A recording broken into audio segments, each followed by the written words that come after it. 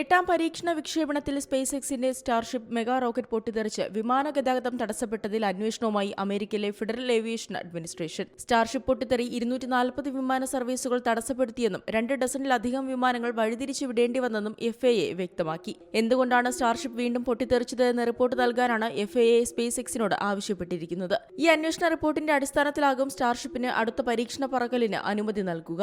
7ാം പരീക്ഷണ വിക്ഷേപണത്തിന് ശേഷം 8ാം പറക്കലിനും സ്പേസ് കമ്പനിയുടെ ഗ്രഹാന്തര റോക്കറ്റായ സ്റ്റാർഷിപ്പ് പൊട്ടിത്തെറിക്കുകയായിരുന്നു. റോക്കറ്റിന്റെ ഏറ്റവും മുകൾ ഭാഗമായ സ്പേസ് ക്രാഫ്റ്റിന്റെ അവശിഷ്ടങ്ങൾ അന്തരീക്ഷത്തിൽ തീജ്വാലയായി കാണപ്പെട്ടു. ഇതോടെ ഗൾഫ് ഓഫ് മെക്സിക്കോയ്ക്ക് മുകളിലൂടെയുള്ള വിമാന സർവീസുകൾ വഴിതിരിച്ചുവിടാനും ഫ്ലോറിഡയിലെ 4 വിമാനത്താവളങ്ങളുടെ പ്രവർത്തനം താൽക്കാലികമായി നിർത്തിവെക്കാനും FAA ഉത്തരവിട്ടു. Miami, Fort Lauderdale, Palm Beach, Orlando എന്നീ വിമാനത്താവളങ്ങളിലെ സർവീസുകളാണ് 1 മണിക്കൂറോളം നിർത്തിവെച്ചത്. 2025 മാർച്ച് 7-ന് ദക്ഷിണ ടെക്സാസിലെ ബൊക്കാച്ചിക്ക ബീച്ചിന് സമീപമുള്ള സ്റ്റാർബേസിൽ നിന്നാണ് സ്റ്റാർഷിപ്പ് റോക്കറ്റ് കുതിച്ചുയർന്നത്. ബൂസ്റ്റർ, സ്റ്റാർഷിപ്പ് സ്പേസ് ക്രാഫ്റ്റ് എന്നിങ്ങനെ 2 ഭാഗങ്ങളുള്ള റോക്കറ്റ് വിജയകരമായി വേർപെട്ടെങ്കിലും വിക്ഷേപണത്തിന് 9 മിനിറ്റുകൾക്ക് ശേഷം ഷിപ്പുമായി ഭൂമിയിലെ കൺട്രോൾ റൂമിനുള്ള ബന്ധം വിച്ഛേദിക്കപ്പെട്ടു. എഞ്ചിനുകൾ പ്രവർത്തനരഹിതമായതോടെ പൊട്ടിത്തെറി സംഭവിക്കുകയായിരുന്നു. അതേസമയം ഭീമാകാരൻ ബൂസ്റ്റർ ഭാഗം വിജയകരമായി ഭൂമിയിലെ യന്ത്രക്കൈയിൽ ലാൻഡ് ചെയ്യുകയും ചെയ്തു. ഇതിനു മുൻപ് നടന്ന സ്റ്റാർഷിപ്പ് 7ാം പരീക്ഷണത്തിനും സമാനമായ സംഭവങ്ങളുണ്ടായിരുന്നു. സ്റ്റാർഷിപ്പിന്റെ 8ാം പരീക്ഷണ വിക്ഷേപണം പൊട്ടിത്തെറിയിൽ അവസാനിച്ചതോടെ 9ാം പരീക്ഷണത്തിന് മുൻപ് സ്പേസ് എക്സും FAAയും ചേർന്ന് പരിശോധന പൂർത്തിയാക്കണം.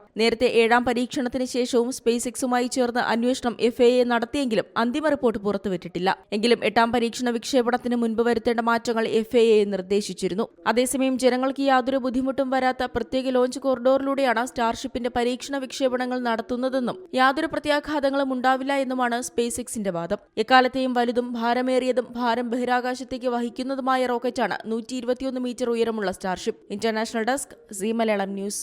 ഏറ്റവും പുതിയ വാർത്തകളും വിശേഷങ്ങളും വിരൽത്തുമ്പിലറിയാൻ സീ മലയാളം ന്യൂസ് എല്ലാ ഡിജിറ്റൽ പ്ലാറ്റ്ഫോമുകളിലും ലഭ്യം.